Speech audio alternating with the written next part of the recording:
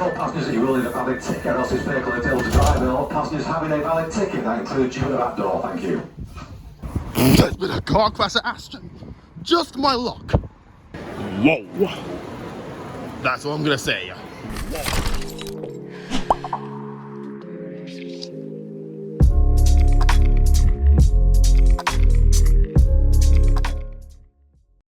And here we are at Media City, UK. This looks like a very interesting place. Oh, God. Whoa. Jeez, lots of tall buildings. And here is Media City, UK's main shopping centre. Okay, this is a massive downgrade from the traffic centre. And guys, it's almost 8 PM. Everything's literally starting to close, so otherwise it'll probably be better. Oh well. Yeesh. This is a nice view. Again, I'm probably busy during the daytime, but still. Nice actually being here.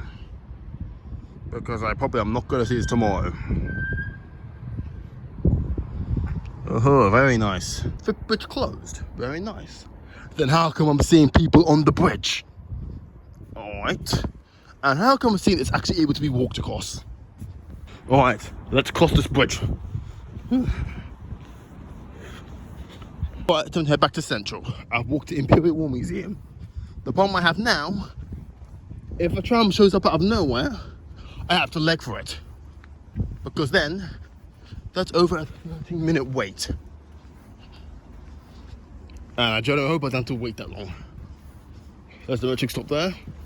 Time to hope a tram is not about to arrive. But time to head back to Central. See you then.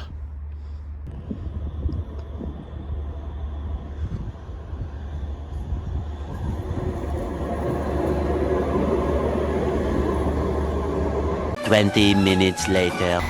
And Victoria. Fun. Go back to Exchange Square now. What? I didn't realize that.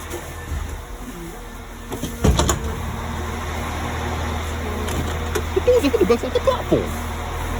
That's nice. Now here's Exchange Square tram stop. It's closed. Oh yeah, Exchange Square, I should probably talk about that actually. In Manchester, there are two ways you can get across the city centre by tram. There's a route going via Exchange Square and a route going via Market Street and Piccadilly Gardens. On the day I was visiting, and in fact quite a while before I came as well, Transport for Greater Manchester had uncovered a track defect at Victoria Station, affecting basically all trams leaving Victoria heading south. They installed a temporary track to allow trams to continue on towards Market Street, but they had to send the junction itself to a third-party manufacturer to get it checked and repaired. This meant that the corridor that links Manchester Victoria to Manchester Piccadilly by tram could keep running, but it meant there's no way for trams to get down to Exchange Square. And that is why, in Part 4, you saw an East Didsbury tram on the Market Street platform. And the ticket barriers are off. So, now we're in the proper city centre. We'll likely exit the tram stop, which is closed. There's a cracked bell somewhere, and yeah, they need to fix that. Why are the trams low floor, not low floor anyways? Because that is quite the jump. Look at that. And now we go into Arndale Shopping Centre. Everything's starting to wind down now. Right. The Pret is surprisingly open. But apart from everything is literally closed. It's time to wrap up for the night. I might go back here in the morning and do some last little snippets before I then ride down to Manchester, Birmingham. Back at Piccadilly for whatever the 1,000th time. Time to head back up there and probably get a free bus.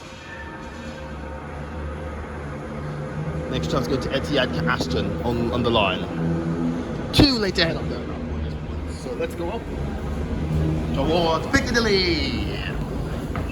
Oh, it just feels like the Waterstones City line just a bit more grimier. Look how grimy this looks. Yeah, something about this does not look great. It gives me major Waterstones City line vibes back in London. Alright, fix the escalator? Nope, it's still wrecked. Free bus time.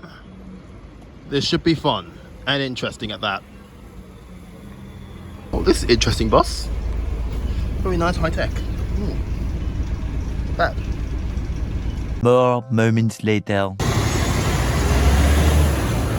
Alright, so I've done that bus and now I'm back in Piccadilly.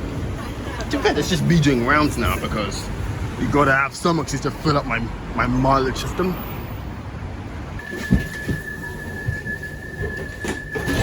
So now we're going to Burger King. This massive piece of tram almost ran me over. Oh, that wasn't moving out of the way. I did when I saw it. Alright, stop. Wait a minute.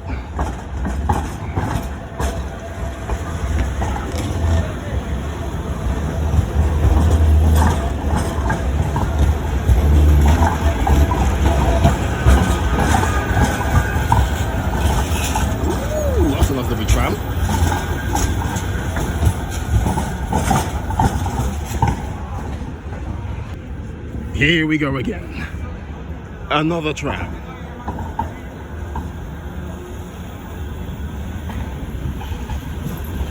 Almost like trams are blocking my way now. If you're gonna cross through Piccadilly Gardens, you are probably almost gonna bump into a tram at least once. Because let's be fair, they're everywhere. They're the heart of this damn city, whether you like it or not. Alright, let's go. Tram does go in Etihad, so we don't have to worry about it. Sorry. Thank you. And you now join me coming off a magic bus heading towards East Didsbury. If, let's be honest, everyone takes the tram. All Mohammeds use the tram. And so we've got two buses stacking each other. Very nice. This is pretty much stagecoach territory, which is cool. Now, can I cross here? Let's see. More moments later. Manchester Oxford Road. I could have got off here on Thursday if I wanted to. But Piccadilly and Victoria just appeared because tram, so I choose them. The first train was to be a Transpennine Transport for Wales. 4 minutes late. How nice. So, at the very least, it's not long. Incoming, and it's 158. Okay, boring. Yeah, that's boring. Yeah, that's boring.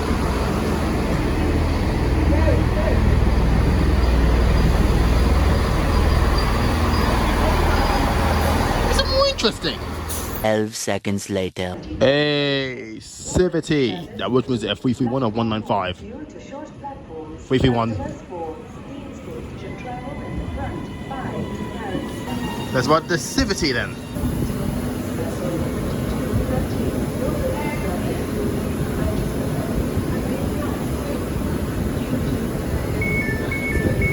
There we go.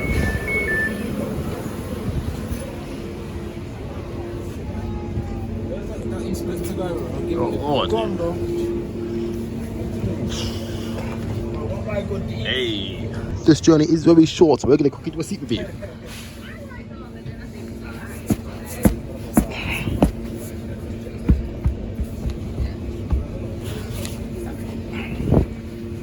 Okay. Teeny bed in the 387, but still terrible.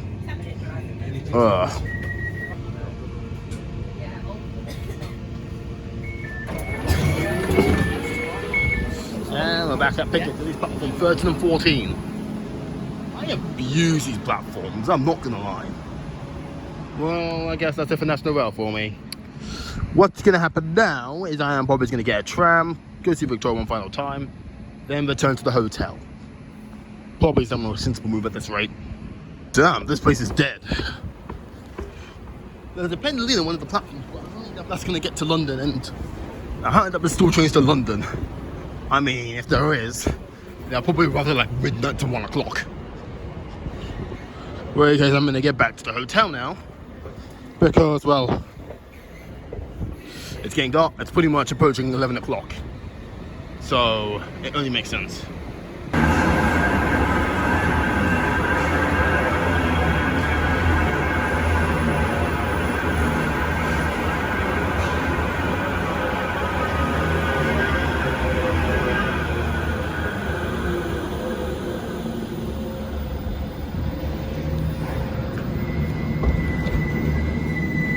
Business service to Bury via Victoria. The next stop will be Piccadilly Gardens. Yeah, at Victoria again. There's a tram that's just gone. Flip. Well, we're at Victoria again. This tram is now Crampfest. Yeah, but I'm gonna have to wait for this, but I'm gonna have to wait for a tram over there now. Flip. Right, it's now time to head back to the hotel, where tomorrow is just any other business, and then it's time to return back to Birmingham and back to London. Cambridge. London? Where did I get London from? London's next month. Alright, so see you all back at St. Peter's Square, but we'll call it a day. And we are back at a very busy St. Peter's Square. Blimey. Alright, I'll see you back at the hotel because otherwise there's nothing much to film here. God damn, it's packed.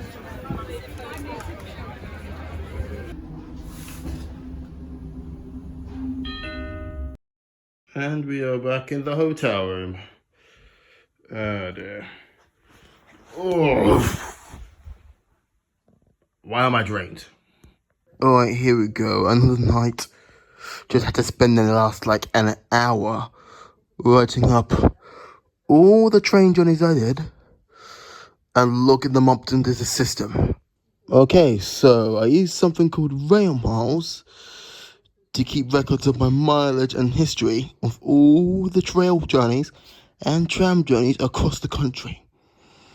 The only problem is this doesn't look automatically with trams. It does with trains, but not trams.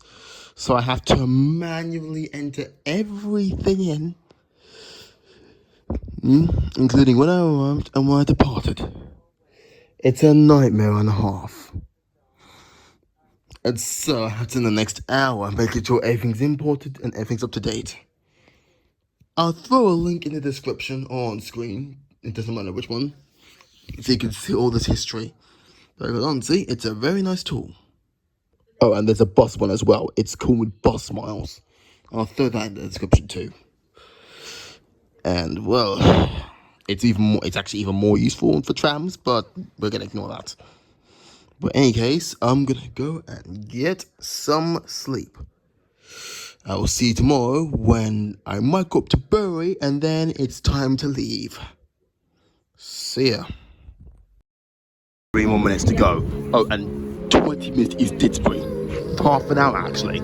That is ridiculous. This cross-country voyager thing. It says it's going to Bristol, but it's not.